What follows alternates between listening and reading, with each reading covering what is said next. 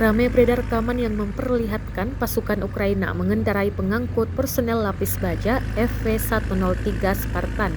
Rekamannya ramai beredar di Telegram pada Jumat 24 Februari 2023. Militer Ukraina telah menerima pengiriman FV-103 Spartan yang disumbangkan oleh Inggris.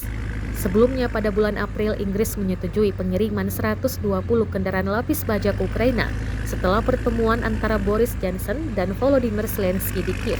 Pasukan Ukraina yakin dapat lebih kukuh lawan tentara Rusia berkat bantuan FV-103 Spartan ini. Dalam keterangan unggahan disebutkan pengangkut personel lapis baja Inggris FV-103 Spartan dalam penggunaan angkatan bersenjata Ukraina. Dan diketahui pula hari ini tepat 1 tahun Rusia menyerang wilayah Ukraina. Korban jiwa terus berjatuhan baik dari militer maupun warga sipil. Tak hanya itu, bangunan-bangunan hingga kendaraan tempur turut hancur dalam serangan.